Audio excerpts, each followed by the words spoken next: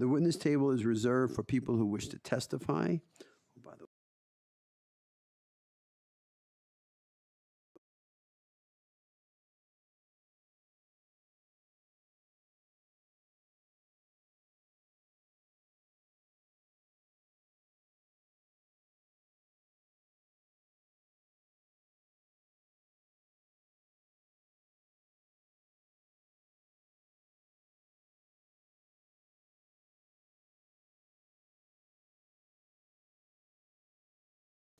Sorry about that. A little sidebar.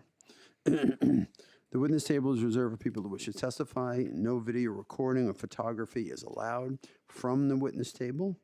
Further, members of the public may not present audio or video recordings as testimony, but may submit transcripts of such recordings to the Sergeant-at-Arms for inclusion in the hearing record. If you wish to speak at today's hearing, please fill out an appearance card with the Sergeant-at-Arms and wait to be recognized. A lot of people have already done that, and people have signed up in advance of the hearing. Thank you for that. When recognized, you will have 2 minutes to speak. 2 minutes to speak on today's hearing topic, which is stormwater resilience. Hang on. 2 minutes to speak on today's hearing topic, stormwater resiliency in a changing climate and the legislation and resolution being heard today. If you have a written statement or additional written testimony you wish to submit for the record, please provide a copy of that testimony to the Sergeant-at-Arms. You may also email written testimony to testimony@council.nyc.gov within 72 hours of this hearing. Audio and video recordings will not be accepted. And so, okay, call the first panel, and this is the first panel. Here I go. Okay, the first, I'll say the name and who they're with. Looks like M. Ruby, E.M. Ruby, representing Riverkeeper.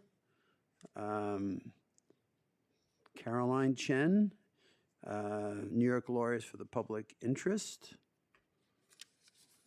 So everyone can come forward. Yeah, I can't make this out. Want to give that a try?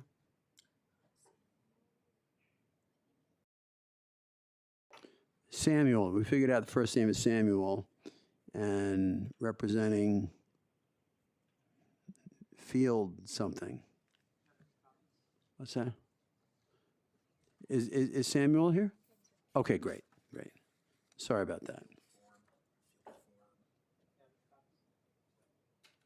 Oh, fine. Oh, so that's field form. Okay, great. Michelle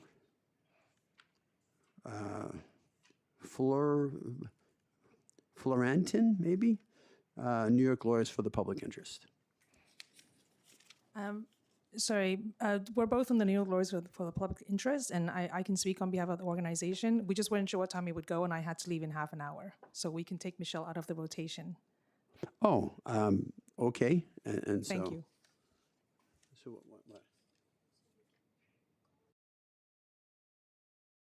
Oh, okay. So that person's not testifying, right? Correct. Okay. And so we're going to fill that slot with Dan Zarilli of Columbia University. Okay. Whoa.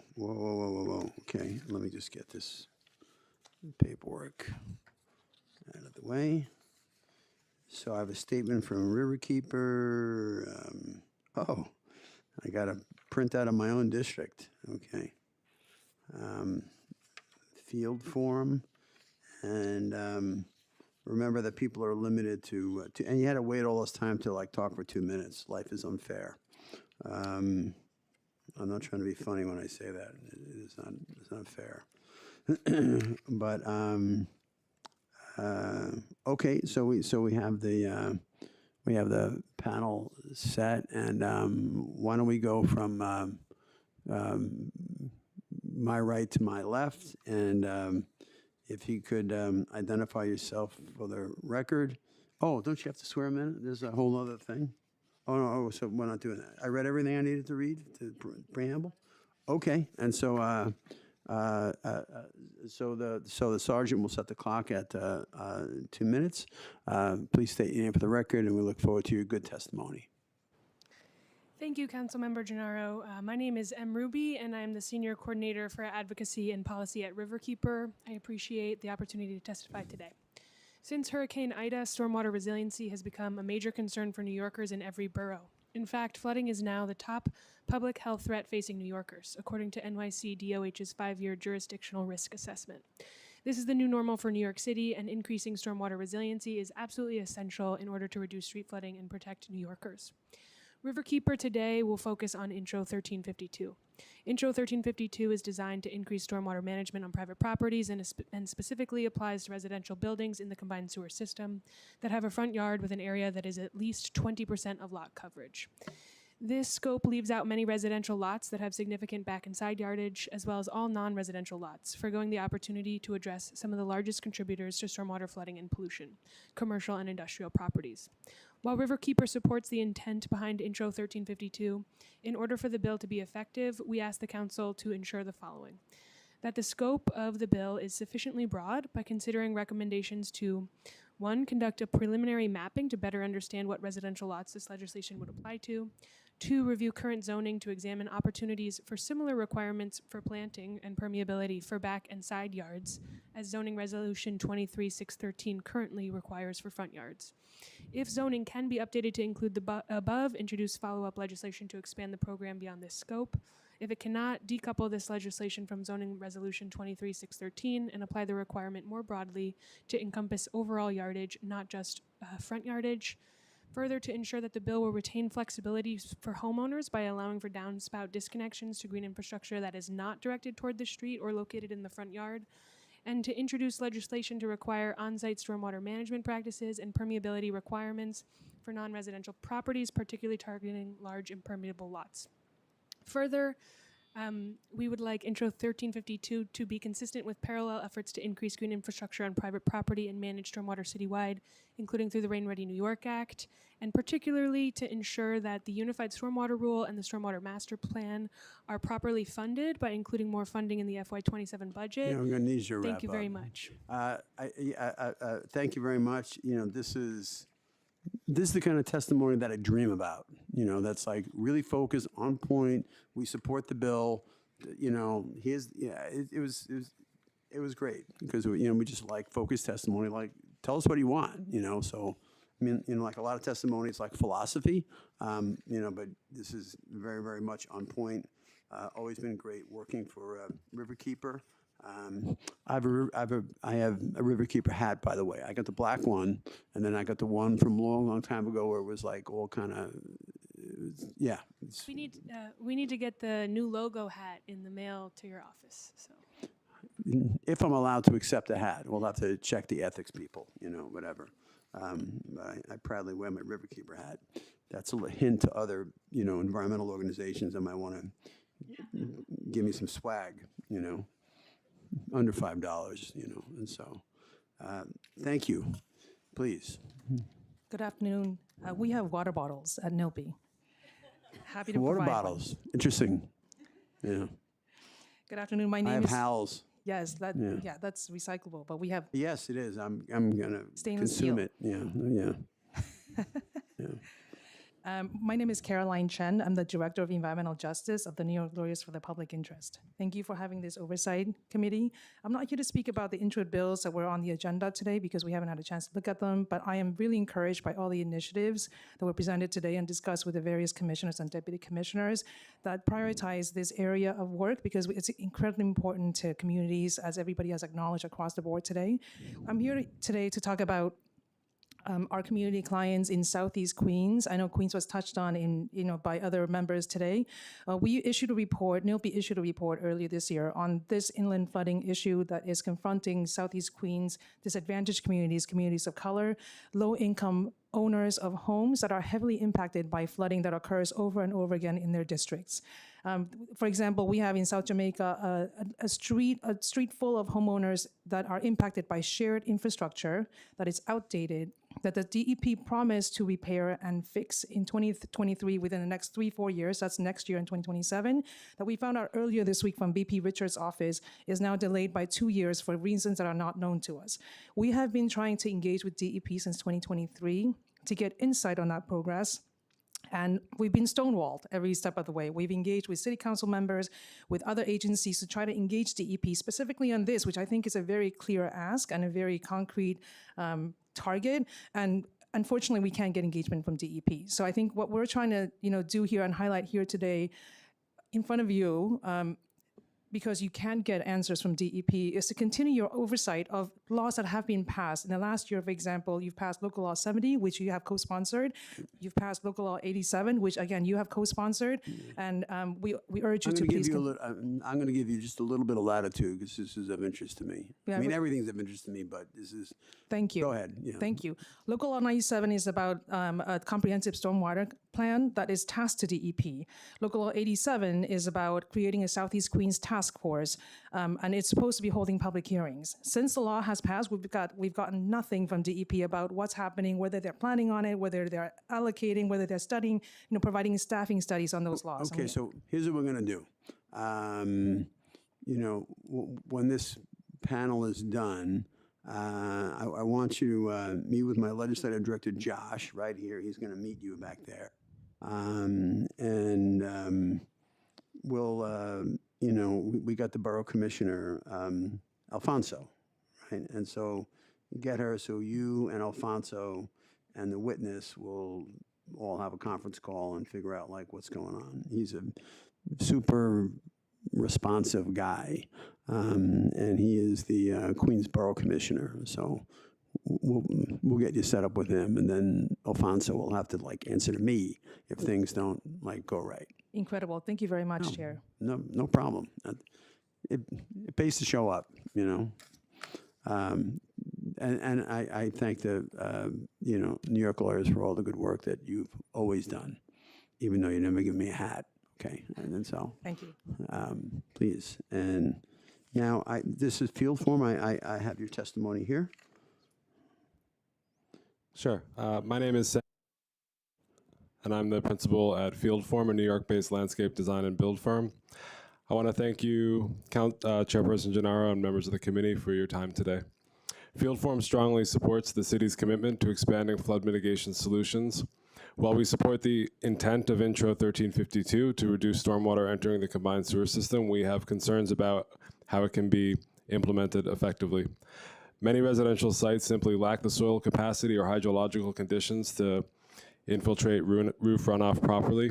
Without flexibility for complementary strategies such as rain gardens, subsurface storage, or other engineered systems, compliance could be difficult and might even worsen localized flooding.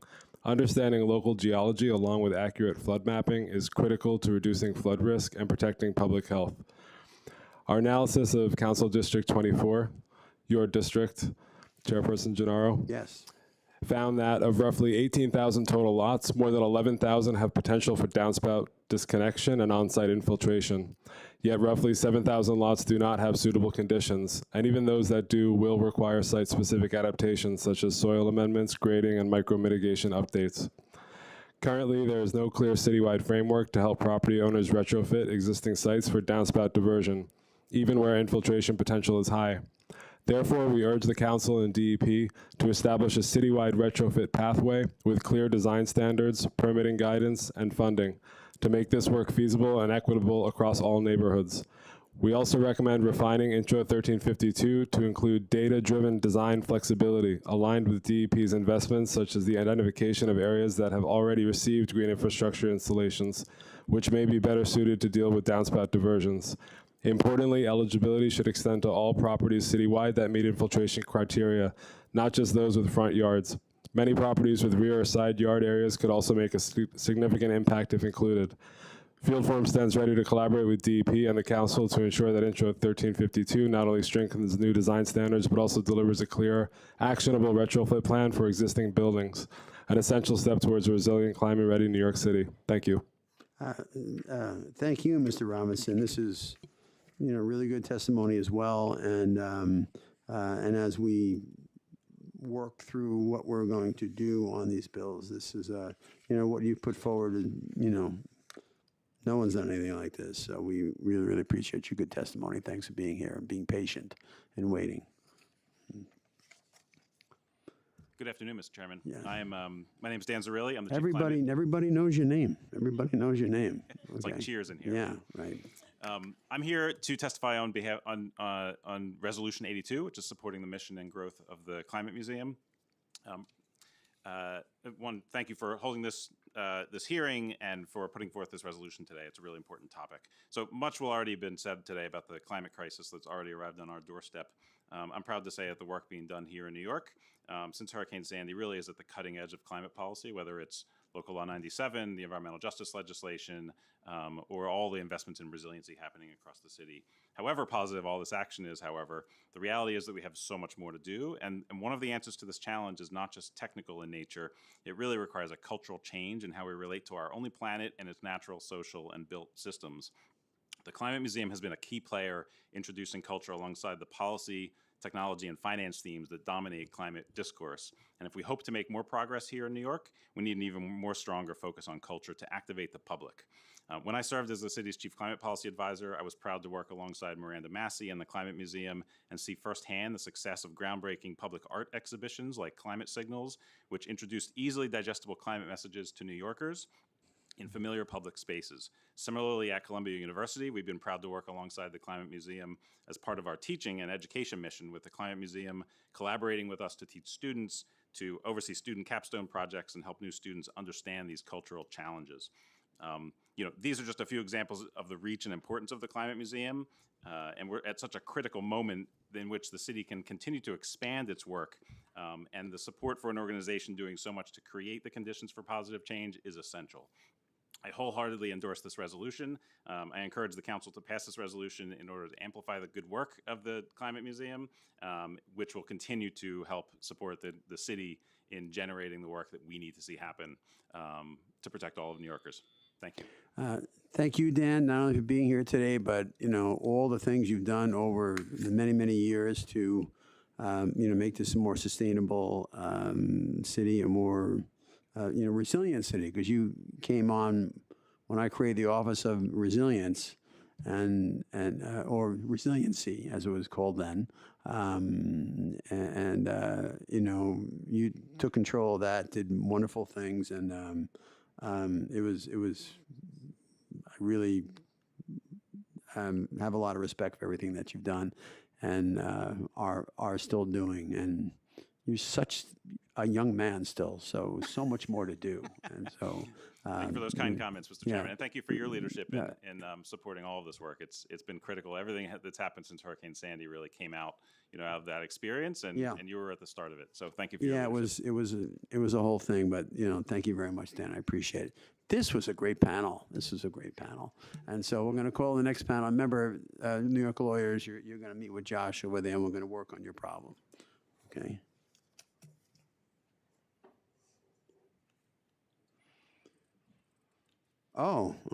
We have none other than Miranda Massey of the Climate Museum herself here. Now we're talking. Cynthia Rosenzweig. Oh my God, Cynthia. From the NASA Goddard Institute for Space. No. Yeah. Is Bill Selecki here too? He's not here. As usual, I'm speaking for him as well. Oh, okay. Well, so good to see you, Cynthia. Oh my God, yeah. Mark Chambers from Terraform One, and Guy, looks like Geyer from FX Collaborative.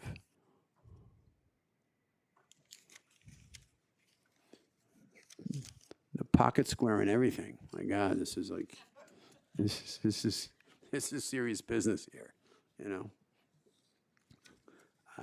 Do we have any testimony? Okay, good. Let me just put this aside. And so this time we went from this way, so this time we'll go from this way to that way, okay? And so, Guy, I guess you're up, right? Thank you. Okay. Yeah. Thank you, Chairperson Gennaro. My name's Guy Geyer, Senior Partner at FX Collaborative. We're a New York City founded and based architecture firm that has been shaping the city's built environment for more than 40 years. I'd like to thank the sponsors of Resolution 82, yourself, as well as council members Hanif, Nurse, Ressler, and Lewis for their leadership and for bringing this important resolution in support of the Climate Museum. I've worked in New York most of my life, and like so many of us, I care deeply about what makes this city so special.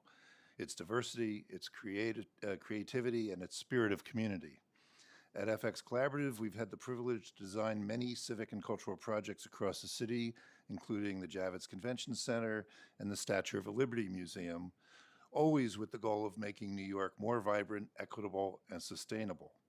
We are thrilled now to be involved in the design of the Climate Museum's permanent space.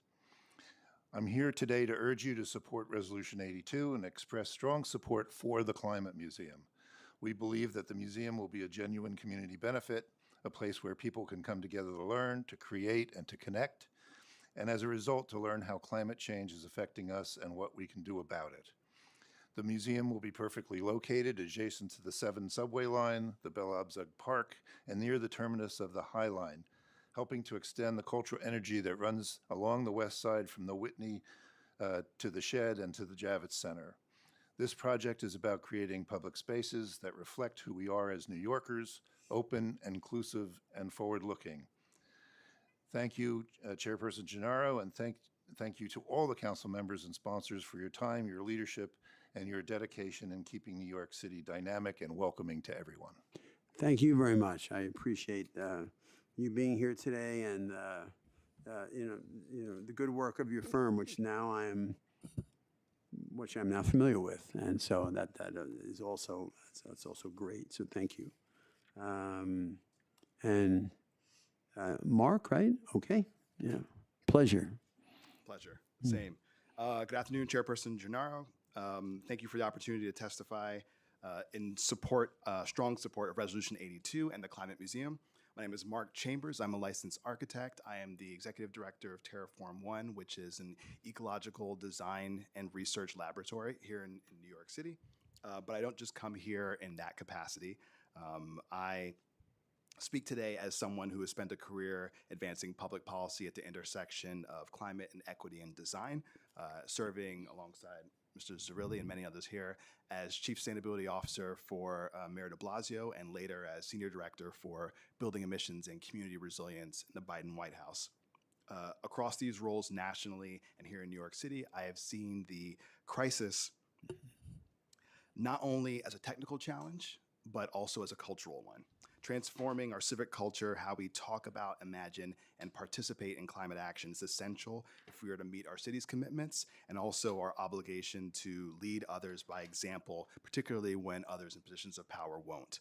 That's exactly where the Climate Museum has proven to be indispensable. Under the amazing and expert leadership of Miranda Massey, the museum represents and has created public space where art, science, and community converge, where climate policy becomes personal, and where possibility becomes public.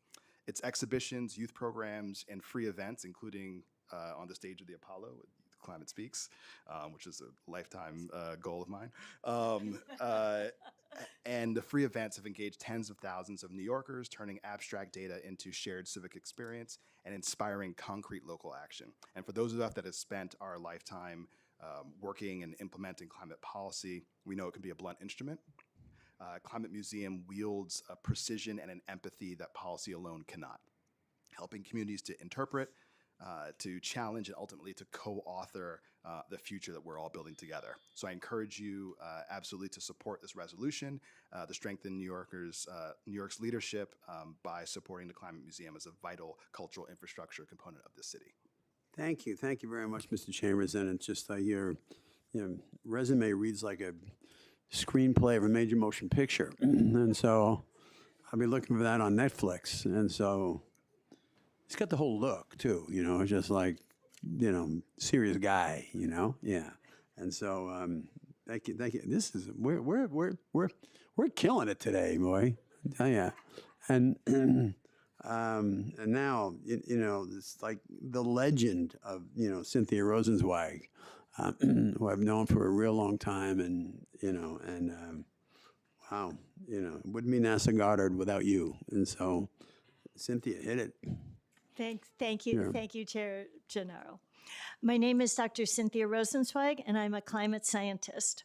From 2008 to 2019, I was co-chair of the NPCC, which was established in Local Law 42 of 2012, sponsored by Chair Right. Gennaro. I was also the founding chair of the Climate Museum Board of Trustees beginning in 2018, and have been actively involved in the board ever since. I am testifying today as a private citizen. The City Council. You put down NASA Goddard here, by the way. Okay. No, I'm Okay. I'm All right. I'm on furlough. Okay. Is now the City Council is bringing forward Resolution 82. As a climate scientist, I realized early on that action on climate change depends not just on people's heads, as important as that is. That's what we scientists focus on, but also on people's hearts. The Climate Museum, with its tripartite focus on art, community, as well as science, is essential for mobilizing hearts, not just heads. I want to highlight 3 activities of the Climate Museum that are especially close to my heart. One was Ask a Scientist Day at the Climate Signals show, where all over the 5 boroughs, we mobilized the science to talk to everybody across the whole city. Another one was the Poetry Slam at the Apollo. It was so fantastic.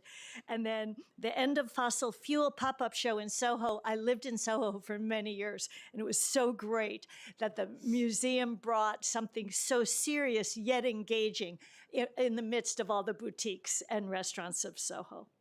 So finally, with the tireless momentum provided by the Climate Museum, we've moved away beyond Please scientists. continue, because I was talking to you. So yeah. Thank you. We've moved away behind we scientists ringing the alarm bells about heat waves, heavy downpours, coastal flooding. We are now in the solution phase of climate change, and we will not be able to do that without the Climate Museum here in New York City, so that New York City will continue to be the leader of climate change around the world, of solving climate change, not just here for New York, but for the world. Thank you. Here, and you know, please give my best to Bill Selecki. I certainly will. Yeah, he is really terrific. And now, you know, she's a legend. You're more like legend in the making, you know, with what you're doing with the Climate Machine, with the Climate Museum. So Very flattering comparison. Thank you. Miranda Massey, please, you know, preach it, do it. Chair Gennaro, thank you so much for introducing this resolution. I also want to thank the co-sponsors of the Reso. Thank you to Council. Thanks to Josh Gachette and the entire staff team. This is such a proud moment of inflection for us at the Climate Museum, and we're really grateful to you. And I want to also say that this is a moment, Dr. Rosenzweig's furlough is one exhibit where some of the values that most animate the works that we do, like freedom of expression and the integrity of the fabric of our communities and progress toward a safe and just future for everyone, are under concerted federal attack. And so proud as we are at the Climate Museum of this moment, and I'd like to ask the staff team to silently stand and wave hello, because this is on behalf of all of us. I'm proud as we are as an organization of what this moment of inflection that you've created means for us. We're even prouder to live in a city where elected officials stand up for those values. So thank you for that. Oh, it's my pleasure to be able to, you know, lend my support, make noise, try to figure out how we get this done. That's why I love my job as much as I hate it sometimes. And so it's days like today that I'm glad I do all the the dancing bear political stuff that I have to do. Well, we want to Just to keep be- your love quotient high. Sorry to. What's that? We want to keep your love quotient high. Yeah, it's just a great committee to chair, and all the things we've been able to be involved in, all the partners we've had, like, when we got the and that was we did the that local law 42 that was 6 weeks before Sandy. That was 6 weeks before Sandy because Cynthia and I were like, hey, what if we get some like real big thing, and we don't have like everyone's gonna be running around with like a chicken with their head cut off, and everyone's gonna have like their own like little thing. Like we have to figure out, we have something like this happen. We have to have it organized, financed, systematized or whatever, so that when it happens, we just like press the button. And plus, also we have to do what we need to do to get ahead of it, So the law passed 6 weeks before Sandy, and because things weren't all crystallized yet, everyone ran around like with their head cut off anyway. But it was a big storm. It was, yeah, and that's my biggest fear is like storm surge. That's like, I mean, yes, climate change, of course, but in terms of what can do something just like that, is storm surge. But really, really great to have partners like this panel and everyone here today. And so let's make this happen. Let's get this done. We're not taking, we're not taking no for an answer. And like the new mayor, like whoever it is, just has to get on board or like answer to us, and Lincoln, who's not here now. And so thank you so much. It's just really, really a privilege to be able to advocate for the Climate Museum. And Thank you very much. You bet. And so another stellar panel. My God. These are the. Okay, next panel. What are this? This is done. This is done. Okay, yeah. Okay, this panel. You got.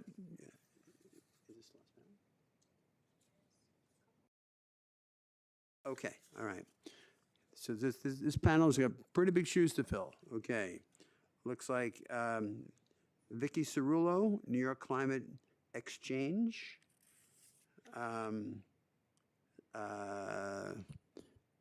Looks like Sari, S-A-R-I.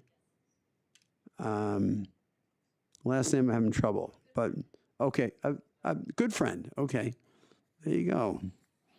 With the Climate Museum, Sonali McDermott, NYU. We got some, okay, we got it. Drew Knotts with the Climate Museum, and also looks like Hitsick Strategies. Right. Okay. So, according to my thing, so now we're going this way to this way now. So and I have some testimony here. I got to this, and so yes. Look forward to your good testimony. Please state your name for the record and proceed. Sure. Thank you so much, Chair Gennaro, for holding this hearing, for introducing. Yeah, got to be a little closer. Yeah. Introducing this important Resolution 82, supporting the mission and growth of the Climate Museum. I'm Vicky Cerullo, Director of Urban Engagement at the New York Climate Exchange. We're a nonprofit organization on Governor's Island focused on accelerating equitable climate solutions with a consortium of 48 partners, including the Climate Museum. We at the Exchange know that climate solutions can only be unlocked at speed and scale if they are multidisciplinary. The arts are key to that equation. Art sparks conversation, evokes emotion, and most importantly, research shows that it leads to action. That is exactly what the Climate Museum does. I've supported the Climate Museum since its early days in other roles at the Mayor's Office of Climate and Environmental Justice, as a board member of the Jamaica Bay Rockaway Parks Conservancy, and can attest to the museum's importance, engagement, and mission delivery. When I worked at City Hall just about 2 years ago, we collaborated with Miranda and her amazing team on a public art installation right in the rotunda at City Hall. This installation greeted international visitors during the United Nations General Assembly, showcasing the leadership of New York City on climate and leading to constructive conversations between local leaders from across the globe and administration staff and even council members. More recently, this year, the New York Climate Exchange collaborated with the Climate Museum on a free concert, leveraging the power of music to bring attention to ocean conservation and care, a climate issue that greatly impacts us as a coastal city of islands. Art meets people where they are, and in this case, if we had simply held just another panel discussion about the topic, we definitely would not have had the same engagement and impact as we did with the Met Opera Orchestra, led by a native Hawaiian musician at the Perlman Performing Arts Center, who noted that this was their most attended lobby stage concert to date.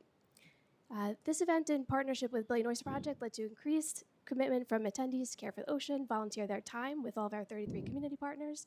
And just to say, at this time when actionable engagement around climate is more important than ever, the mission and growth of the Climate Museum is critical. So thank you so much. Thank you. Tell me a little bit about the New York Climate Exchange. And so just Yes. a little bit about that. Like I need to know more about the Climate Exchange. Yeah, What, sure. like, what do I need to know?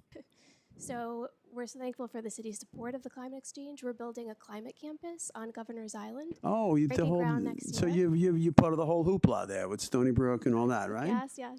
Right. 48 partners. But we're starting programming now with an expected opening in 2029. Okay, but you're part of the whole thing, right? And part of the whole thing. Yeah, it's like. But we want you to be a part of the whole thing too. So Yeah, we'd love to work with you. I went to Stony Brook for undergrad and grad, and so yeah, and I was like hitting for them like behind the scenes that they might, I'm not powerful enough to put my thumb on the scale, but if I were, I would have. Stony Brook has a new president, our board chair, so we're excited about. What's that? Sorry. Well, Andrea Goldsmith is Stony Brook's new president, who's also our board Is chair. is who's new president? Andrea Goldsmith of Is Stony it- Brook. Oh, the new President. president of Stony Brook That's right. is on your board. Yes, Okay. but a Stony Brook alum. Excited with Yeah. the leadership she's You'd think they'd bringing invite me to the- something. You know what I mean? It's just like, Well, you're invited to all of our events. yeah, I'll have a talk with Stony Brook about this. Yeah. Fair enough. And so, thank you very much. Thank you Vicki. so much. Okay. Please. Good afternoon, Chair Gennaro and members of the committee. Thank you so much for your time today and your past support of the Climate Museum. My name is Shari Goodfriend, and I'm a proud New Yorker, born and raised. As the Climate Museum's primary photographer, I've had the joy and privilege over the last 8 years of covering around 70 of their hundreds of events and workshops and concerts, as we've heard. Every New Yorker remembers the day the sky turned orange, June 7th, 2023. We all shared a sense of helplessness and anxiety. Paradoxically, that same feeling is some collective Oh, vulnerability. the fires. Yeah, The exactly. Fire. Yeah, From Canada. yeah. Right. Paradoxically, that same feeling, collective vulnerability, is something I often experience at the Climate Museum. Thankfully, though, the museum provides an opportunity for discussion and action, which elicits hope. As visitors move through its beautifully constructed exhibitions, learning about the vast challenges we face as a planet, they don't stay silent. Strangers speak to each other and bond over shared outrage. But amid the horror of human impact, there's also this sense of hope that I mentioned.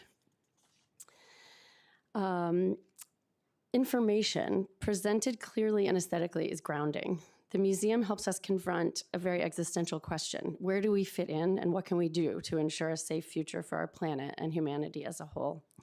At a time when misinformation is rampant, the Climate Museum is a leader in its ability to translate urgent research into experiences everyone can understand. A unique part of the museum is that staff are always present to discuss the exhibits with visitors, and people of all ages engage deeply. I've witnessed children pointing things out to their parents, teenagers debating their future, and I've seen the same people return again and again because it's such a welcoming space that helps lift spirits. I've seen tourists from places like Colorado. Do you mind if I finish? I'll let you finish your thought. Yeah. Thank you. I've seen tourists from places like Colorado come to New York specifically to look at the Climate Museum and are relieved that New Yorkers are not only aware of climate change, but taking action. We have responsibility and an opportunity to expand that leadership. Even if just 2 or 10 people from Florida, Shanghai, or Mexico City come here and then go back to their communities to engage and activate, it makes a difference. Just to conclude, when we realize we're not Please, alone. yeah, I gotta, Sorry. Okay, thank you. The Climate Museum builds that bond and that community, proving that while individual action matters, collective action changes everything. Thank you. Amen. Amen. Thank you. Thank you so much.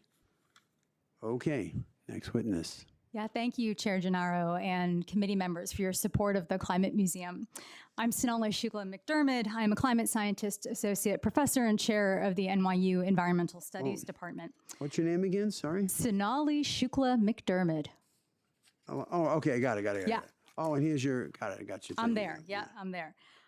So I'm a climate scientist. I work to understand the drivers of climate change, its impacts, particularly on agriculture and food security. But as a professor, one of my core goals is training the next generation of scientists and researchers and members of the public to think critically and take action on climate change. I'm also here to ask you to continue your great support of the Climate Museum in this resolution. My first experience with the Climate Museum was in 2019 on a panel about how climate change would impact our local communities and what we could do about it. My first impression of the Climate Museum was that this place was going to become extremely important. This was a place that cared about getting the science right? And not only representing it well, but representing it in a way that was motivating to the public in a way that the science itself maybe could not be. I see the Climate Museum as a transformative institution that could close the critical gap between how we produce the knowledge and how it's acted upon by the public.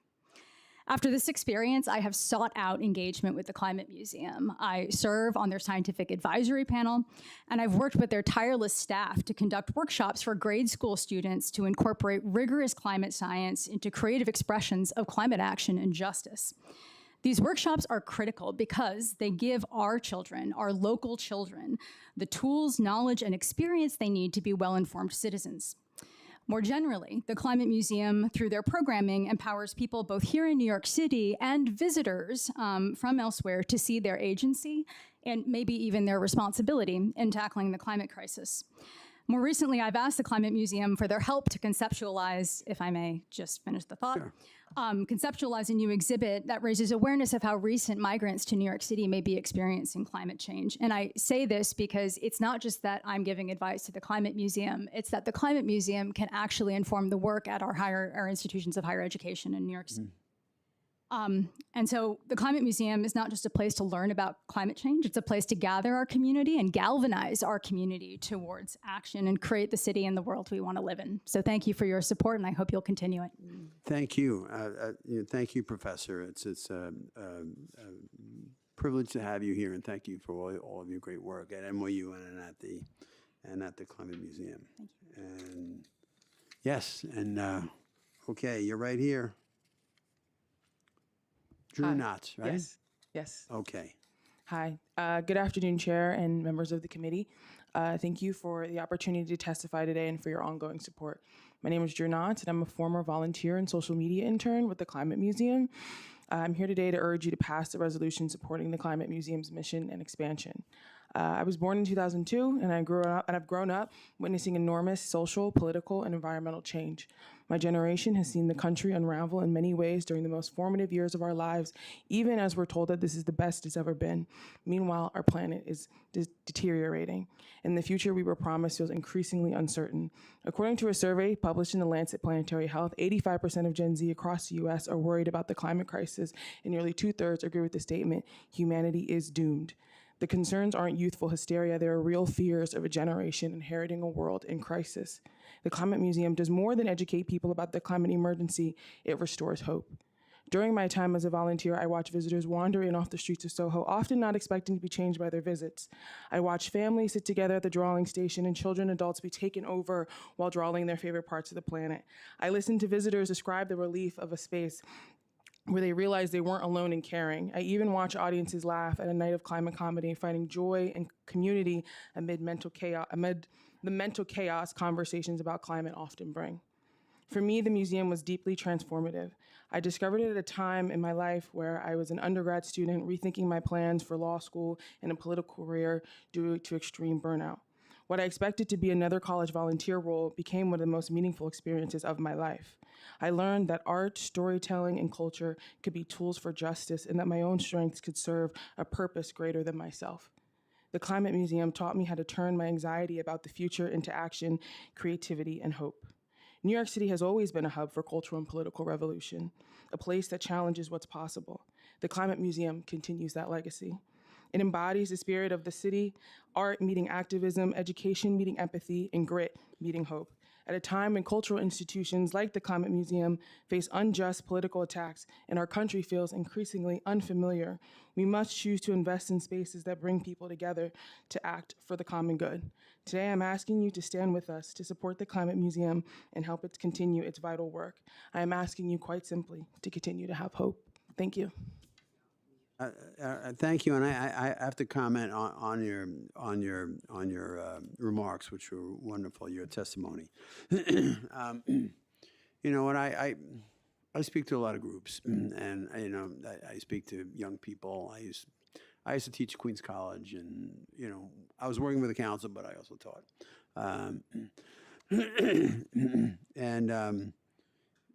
Just like this culture of fear and what you said about, you know, turning anxiety into action and hope.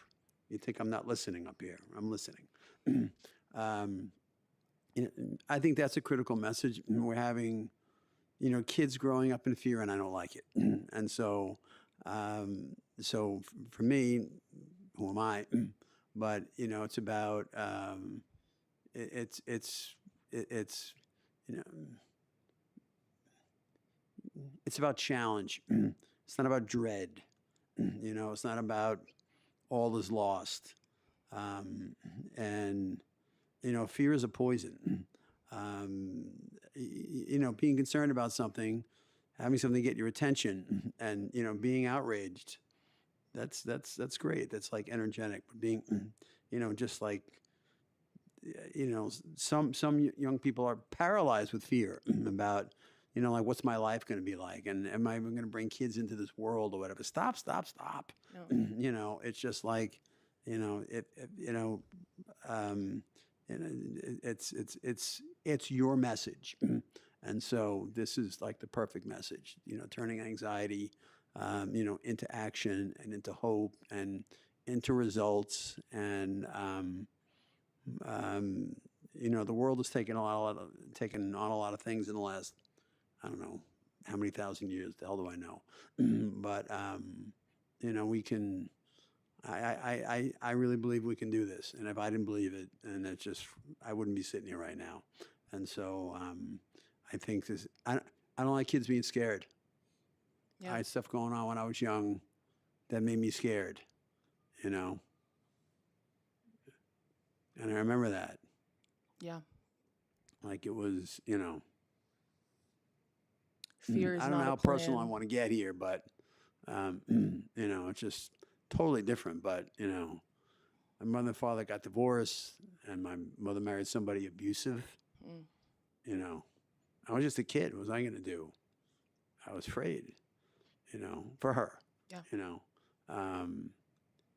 and, you know, I hated that fear, you know, and then all my and my siblings were afraid, and they're like, "Don't tell Dad," you know. My father's a World War II veteran, and I knew that if I told him that this guy's going away, Yeah. you know? And that's exactly what happened. And so he knew what was going on. And, you know, he stepped in and, made it known that this whole situation had to change and somebody had to leave the picture. And he made that happen. So at any time I see kids scared about anything, it just takes me back when I was like a scared kid. So good for you. Thank you. And your message. Thank you. Really a great message. Good for you. Good for you. Good for you. Good for you. Thank you. Thank you. Yeah. And so I guess that's all on the record now. You know, Yeah. my history. And my siblings are like, they're like, don't tell dad. I'm like, what do you mean don't tell dad? He's a World War II vet. Like this, you know, this problem goes away, you know, when he gets involved and whatever. Didn't have to do anything, but he just made it known that the guy had 30 days Yeah. to go away unless he did something in those 30 days, in which case this guy's gone immediately, you know. And so, there you go. Sometimes that, yeah, that was wild. That was wild. It's amazing how it's so, you know, it just, yeah. Some stuff you don't forget. But anyway, great panel again. Oh my God, we're just like, boom, boom, boom. This is like, yeah. I definitely have to get this committee in the next term. Definitely got to do that. I got to figure that out. So thank you all very much. Great. But we got more. We got more. We got more. We got.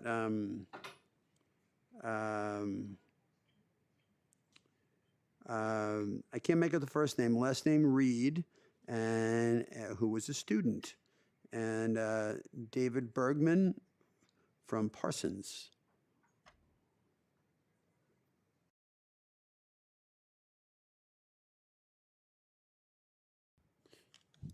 Your last name is Reed, is that right? What's your first name? What's that? Oh. Idea. Yeah. Looks like Idea. idea. Yeah, it looks like idea. So, but I figured it was, yeah, something other than that, you know. So there you go, and David Bergman, and so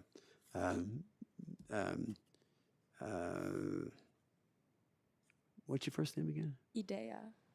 Idea Reed. Yes. You're first. Okay.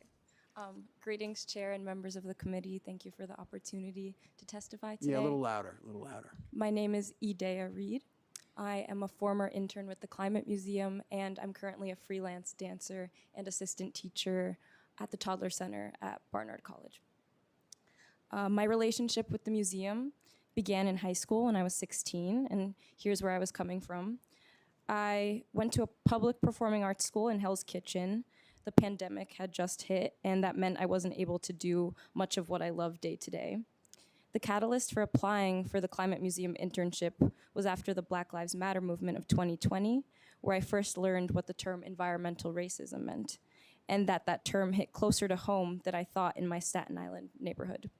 I applied, liking what I saw on the website about the arts and activism coming together, and that was my way in.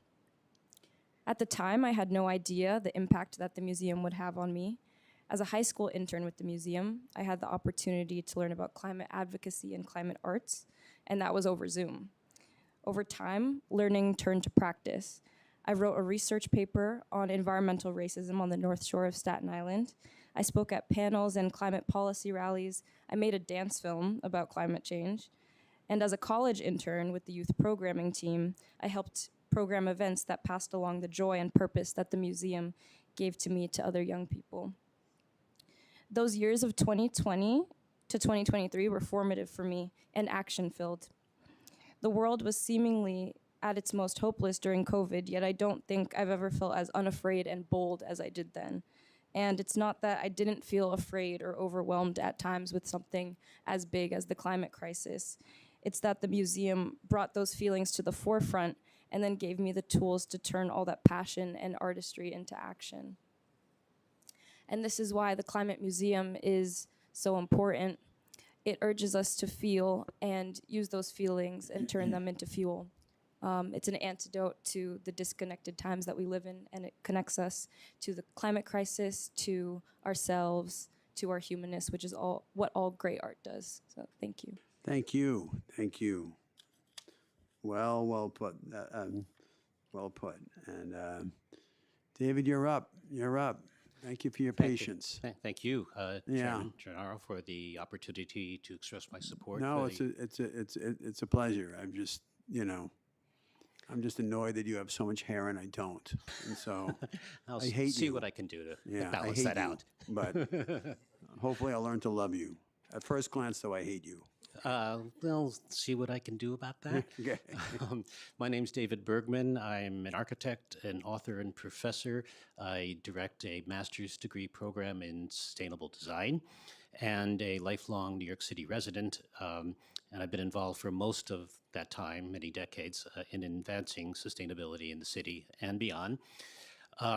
For climate issues to get the attention and buy-in needed, which is an ongoing problem, it's essential to reach as many people as possible in as many ways as possible. And the Climate Museum presents a unique resource in that respect, because art, and especially interactive work such as many the museum has, are a way to educate and involve people who might not otherwise be exposed to or open to the issues.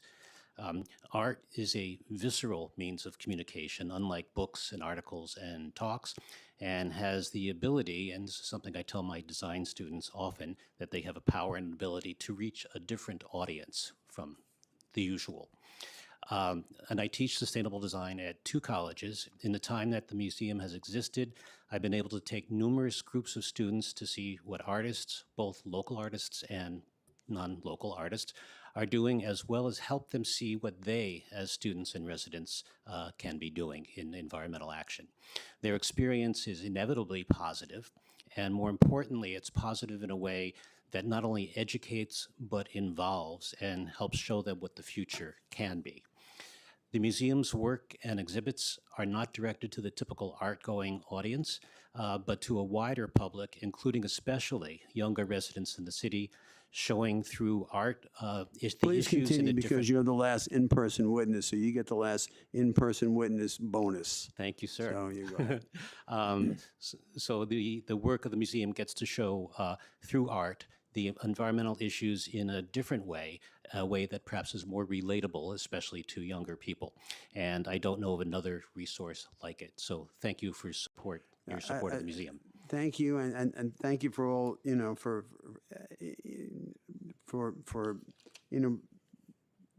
bringing art into it. It's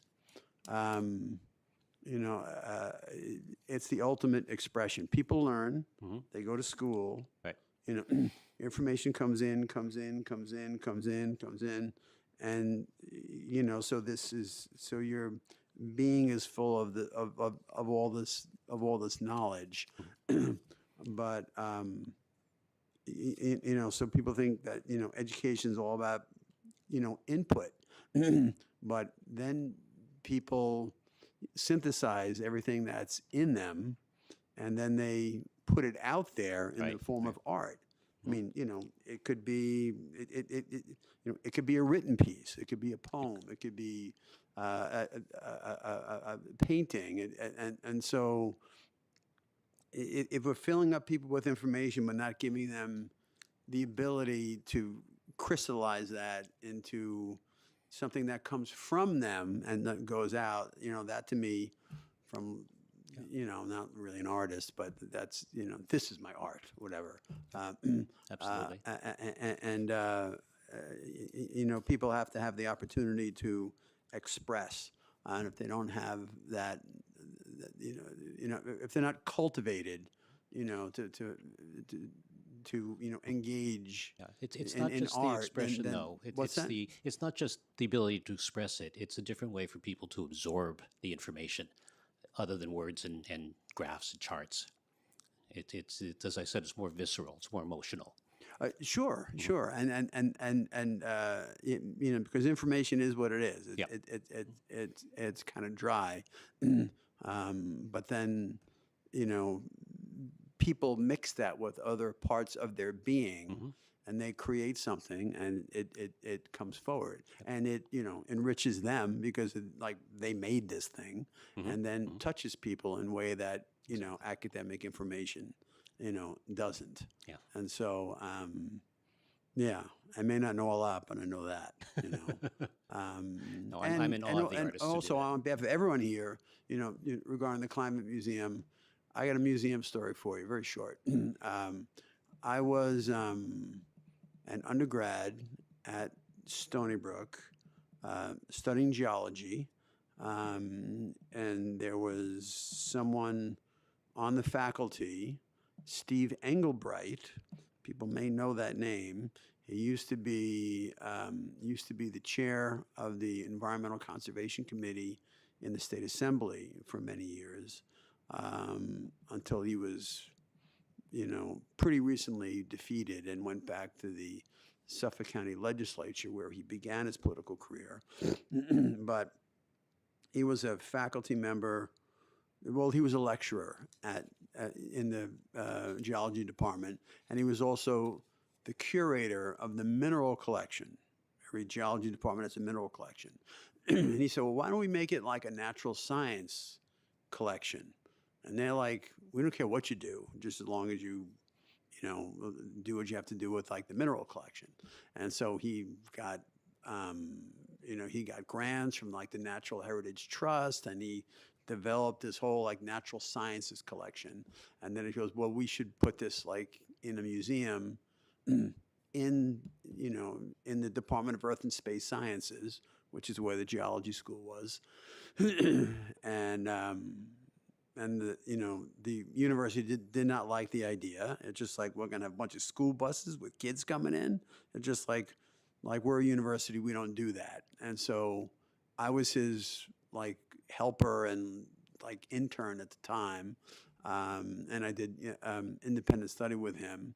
And he commandeered a couple of lab rooms, just commandeered them, and and we just created a museum. It's called like the Museum of Long Island Natural Sciences, with like dioramas and the whole thing. He had to bring in certain people to do that, and he had to get grant money to do this. And like the university is just like, we got better things to do than worry about what Steve Engelbright is doing. And everybody like laughed at him that he wanted to create this like museum. And 2 years later, then Governor Carey, no one knows who Governor Carey is, but once upon a time he was governor. And so he came down to cut the ribbon on the museum, and no one was laughing anymore. And within a couple of years, the amount of school kids that went through that museum was more than the entire undergraduate and graduate student body.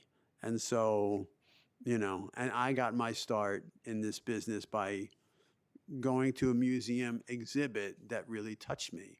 And so had I not gone like on that day, I may not be doing what I'm doing now. And so, so it was, and to work with Steve when everybody was laughing at him and stuff like that. It was me and him, and these other people, these artisans, because we couldn't make dioramas and stuff like that. They got to be like good, and I could build something in a shoebox, but I don't think anybody wants to look at it, and so it was a wonderful experience working with him. And then he went on to to the county legislature, then to the state assembly. And he chaired the ENCON committee for a long time, did a lot of cool stuff. And he's still, he's pushing 80 now, but I remember when he was in his 20s, but I was in my teens. That was a long time ago. And so there you have it. More personal stories from the old man. And so, what's that? Oh, okay. Oh, we got two people online, so I'm kind of obliged to sort of like keep the hearing going. And so, but really enjoyed this panel. And so, even though you were only two on this panel, I'd put you up against any other panel we had today. And so, there you go. So, all right. So now so I really appreciate you being here. Congratulations on the hair. Yeah. Okay. We're now, okay. So we will now turn to remote testimony. Once your name is called, a member of our staff will unmute you, and the sergeant at arms will give you the go-ahead to begin. Please wait for the sergeant to announce that you may begin before delivering your testimony. And okay, so that's all I say for now, right? Okay, and then first witness, are we doing both of them together? No. Okay, first witness is Michelle Lubke from the Swim Coalition, a group very familiar to me. Michelle, Yeah, I'm sorry we don't have any swag to give you. That's okay. You may begin. Thank you, Chair Gennaro and the committee for your work on stormwater resiliency in a changing climate and for the opportunity to deliver public testimony. Sorry, I have to go fast because I've got a lot. On behalf of more than 70 member organizations, the Swim Coalition has long advocated for more sustainable, resilient stormwater management as effects from climate change challenge and often overwhelm our current sewer systems. While we are generally supportive of the intent of introduced legislation today, we have specific recommendations that we hope will enhance the goals of each bill.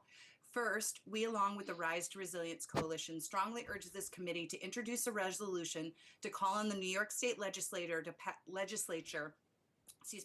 to pass the Rain Ready New York Act, which would correctly define stormwater as a pollutant and grant power to water utilities to address local flooding and protect water quality. Although it was co-sponsored by 54 state senators and assembly members and passed in the state Senate, it has not passed in the state assembly. This will strengthen the proposed legislation in this hearing. The Swim Coalition would like to provide support for the passage of Intro 1327, which we had supported with suggested changes in June, that we hope will streamline the SWIP permitting process. In terms of Intro 403, we support a tiered inspection program for catch basins, particularly those in flood-prone MS,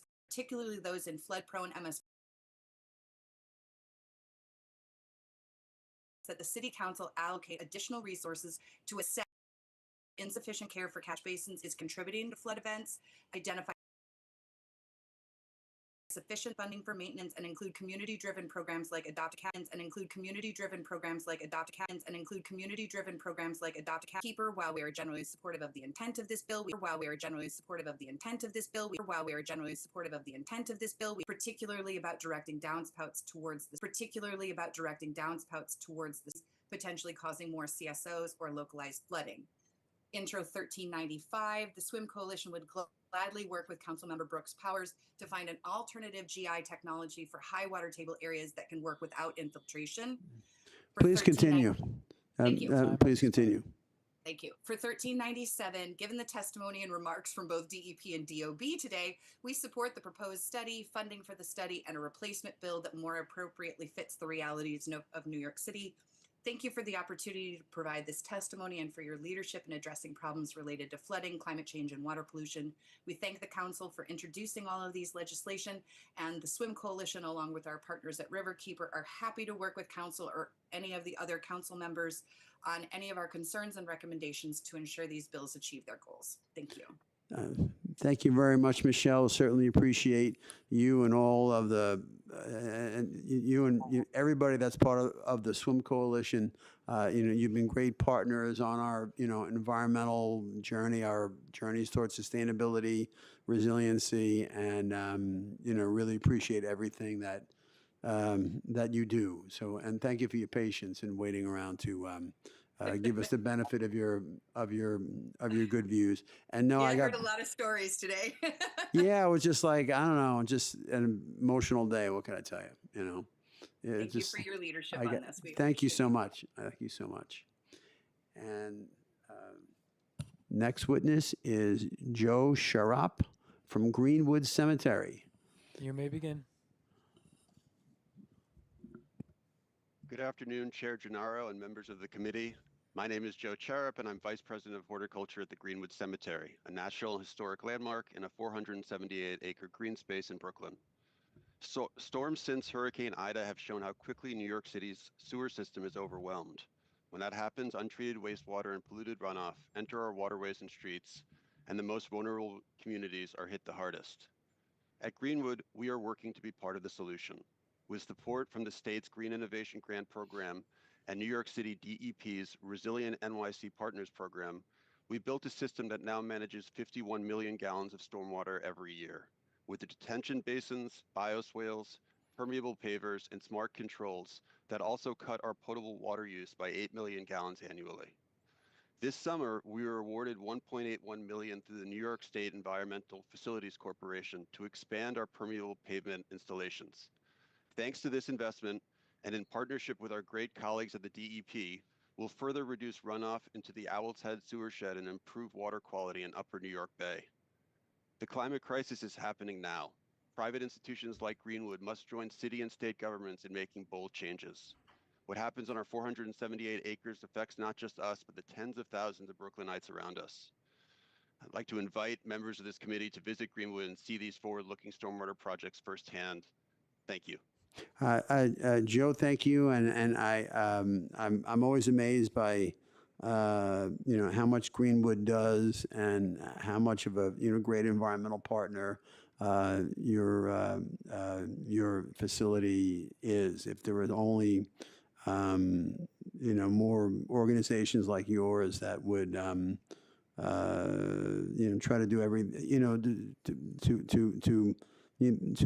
to make a positive difference like you do. I mean, I love going there. I love walking around. I have no intention of moving in anytime soon, but really appreciate you being here today and giving us the benefit of your views.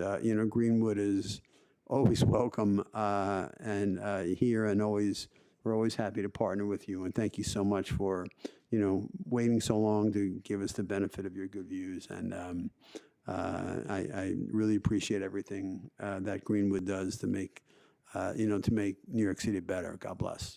My thanks to you, Chair, for continuing to bring up this subject, and we hope that more private institutions heed your call to contribute. Yeah, they better. And so, thank you, Joe. Appreciate that. Appreciate you being here. Here we go. Now I have to read this. If they inadvertently missed anyone who registered to testify today and has yet to be called, please use the Zoom raise hand function, I guess, period. Oh, raise hand function if you are testifying remotely, and you'll be called in the order that your hand has been raised. If you are testifying in person, please come to the dais. Okay. Seeing no one. Is that how you write no one? Oh, no. Oh, no. Oh, seeing none. Okay. Seeing none, I will now close the hearing. I'm having such fun, though. I'll now close the hearing. Thank you to the members of the administration and the members of the public who joined us today. This hearing is adjourned. Imagine that. Yeah.